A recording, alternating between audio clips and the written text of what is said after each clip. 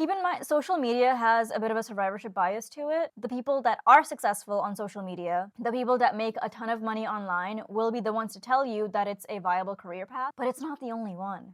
I've been doing this YouTube thing somewhat full time, you could say, for the last 6 months or so.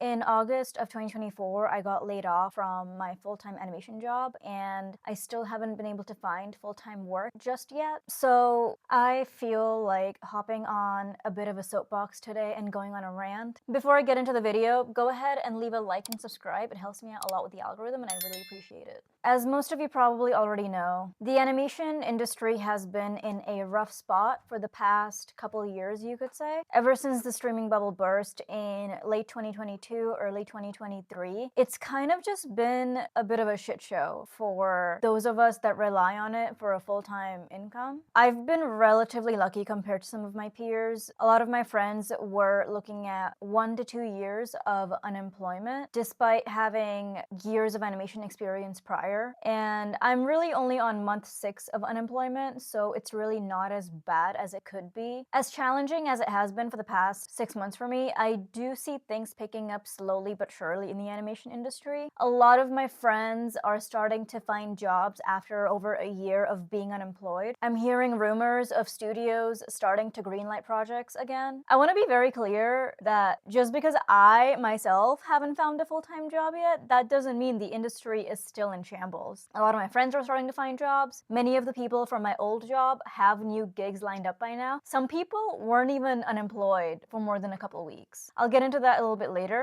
I do see things picking back up because if you really think about it, like, these studios can't not make content. That's their whole business model. It is more profitable for them to make stuff than to not make stuff. Anyway, all of that is to just provide context to what I'm about to say in this video. I want to be very clear about my intentions and where I'm coming from. I have a pretty small social media following, so I'm not going to sit here and pretend I know everything there is to know about social media and making a living as an independent artist, but I do have experience as a professional artist. I've supported myself my entire adult life through animation jobs. I want to talk about the job landscape and what role social media plays in it as it relates to the animation industry. So I know a handful of people that make a living full-time on social media, and I know people that have zero social media presence, but they have remained steadily employed for over a decade in the animation industry. Social media isn't as viable of a career option for artists as many people say it is. Social media really sucks for artists, and it's not just because of algorithms that are always changing or the politics of whatever social media app you decide to use on any given day, or even the type of audience that you attract, or even the burnout a lot of artists face because of the constant pressure to constantly be creating content. The artists that really succeed on social media are the ones that are good at marketing. And success in terms of social media doesn't necessarily mean financial stability. A big social media following does not mean someone's a good artist. It just means they're good at marketing. Those two things aren't necessarily mutually exclusive. There's a lot of artists online that are extremely talented and hardworking in their own right, and they deserve all of the accolades and all of the attention they get on social media. I'm not talking about those artists. I'm talking about a lot of artists that are documenting their journey of what it's like to have an art business online, or even people that are new to art and are just documenting their journey of what it's like to improve as an artist and make progress. Marketing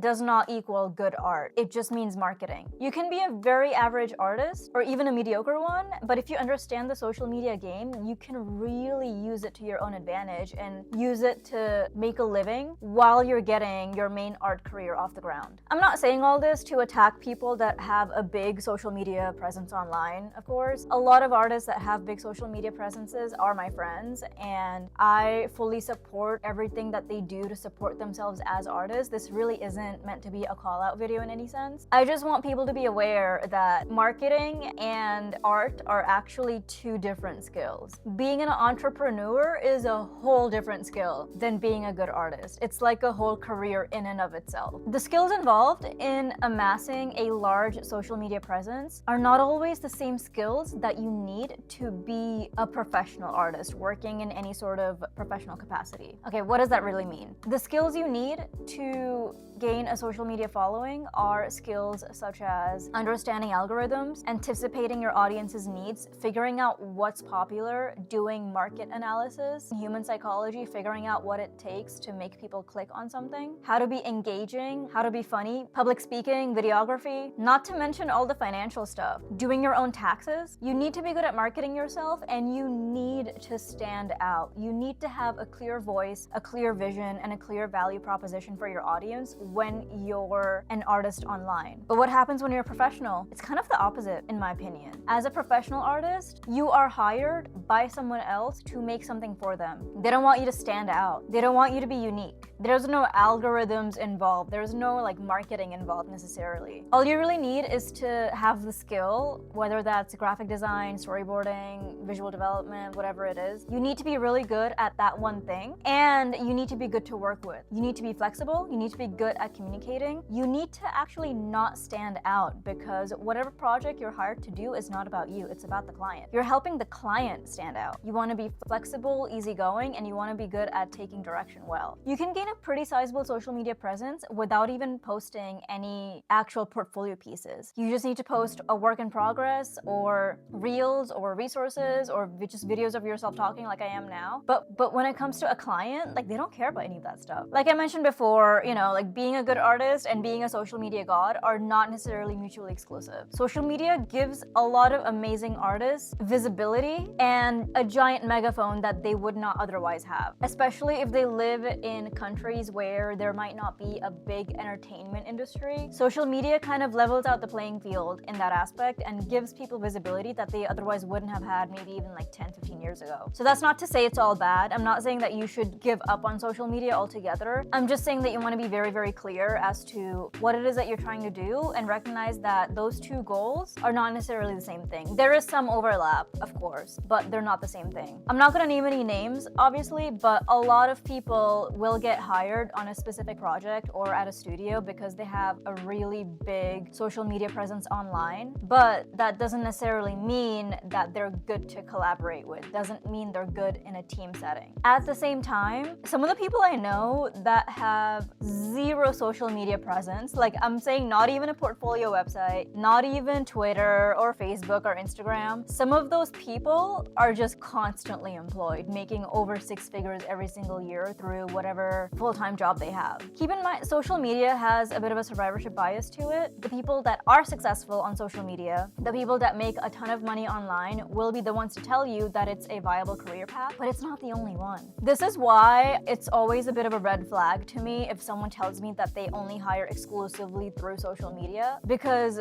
not only is being a professional artist and getting good at your craft a full-time job in and of itself, like there is so much you can do there, but building a social media following online is also a separate job. People that have kids or family engagements or literally anything else that takes up their time outside of work should still have the right to apply to studio jobs. So many amazingly talented artists fly under the radar because they don't want to spend every living second of their life outside of work building a following online, trying to appease a fickle algorithm that doesn't give a shit about them. A lot of people will tell you not to work in the industry or try to become a full-time artist because it's unstable, and they will propose that you do your own thing online, but social media is just as unstable. My YouTube channel was on an upward trajectory and it just died in January for no reason. My impressions just dropped to almost nothing. My videos would easily hit 5,000 views on an average day, and then it just barely touched 1,000 views for like weeks on end. I think I'm slowly on the upward mend in terms of that, but I don't know how long it's gonna last. A lot of people will also tell you to not rely on these studios to keep you employed full time, and they tell you to just do your own thing and whatnot. And I get where they're coming from. That advice is coming from a good place. I don't care to follow Clownfish anymore, but I'm still getting a lot of trolls on my old comments talking about how my videos didn't age well. And I just want to point out that just because some creators are really able to use social media and the indie animation landscape to their advantage, that doesn't mean it's a solution to the problems that we see as workers. It's a viable business, but indie animation has the same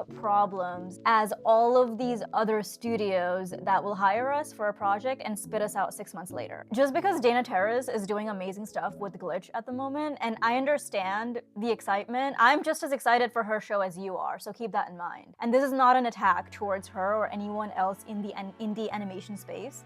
But these indie studios can be just as exploitative as the traditional studios. If you don't believe me, here's the Glassdoor page. 11% would recommend Glitch Productions to a friend. Granted, I've heard a lot of great things from some employees that work at Glitch, so whatever you see on this page is not necessarily a reflection of every single employee there. I've heard they have great benefits, great health insurance especially, and they pay really well. But clearly, that's not the case for everyone. One person said, overworked, underpaid, unappreciated, very unrealistic deadlines and schedules leading to a stressed, overworked staff. Upper management does not understand the creative process. Annual and sick leave is promised to be factored into the schedule. However, this then always winds up with the employee having to catch up and do whatever work they would have done while on leave anyway. That happened to me as well, working at a different studio that is much bigger than Glitch, so keep that in mind. Glitch Productions makes it hard to live. This is from a current employee who's been there for more than a year. It's a junior animator. This review was posted 2 months ago. They said, good experience with animation and fellow employees have been kind,